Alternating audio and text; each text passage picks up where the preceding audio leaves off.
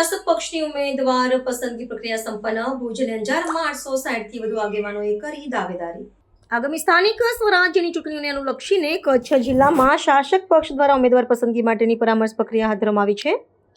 જિલ્લાના ભુજ, અંજાર અને ગાંધીધામ ખાતે પક્ષના નિરીક્ષકોની ઉપસ્થિતિમાં ઉમેદવારોમાં અભિપ્રાય લેવાની પ્રક્રિયા યોજાઈ હતી, જેમાં ચૂંટણી લડવા ઈચ્છુક કાર્યકરોનો ભારે ધસારો જોવા મળ્યો હતો. વિવિધ બેઠકો પર આગામી ચૂંટણી જંગમાં પ્રતિનિધિત્વ કરવા માટે સ્થાનિક આગેવાનોમાં ભારે ઉત્સાહ પ્રવર્તી રહ્યો છે. પ્રાપ્ત આંકડાઓ અનુસાર ભુજ નગરપાલિકા માટે સૌથી વધુ 611 દાવેદારોએ પોતાની ઉમેદવારી નોંધાવી છે, જ્યારે અંજારમાં પણ 252 જેટલા આગેવાનોએ ચૂંટણીમાં ઉતરવા માટે દાવેદારી કરી છે.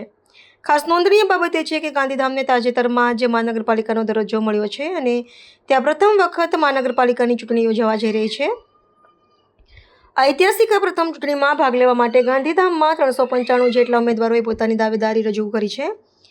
એક જ બેઠક પર આટલી મોટી સંખ્યામાં દાવેદારો ઉમટી પડતા પક્ષના મોવડી મંડળ માટે યોગ્ય અને સર્વસંમત ઉમેદવારની પસંદગી કરવી પડકારજનક બની રહી છે.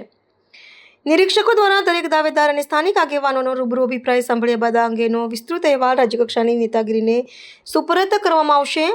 ત્યારબાદ પક્ષની પ્રદેશ સંસદીય સમિતિ દ્વારા તમામ સમીકરણો ચકાસીને ઉમેદવારોના નામો પર આખરી મહોર મારવામાં આવશે.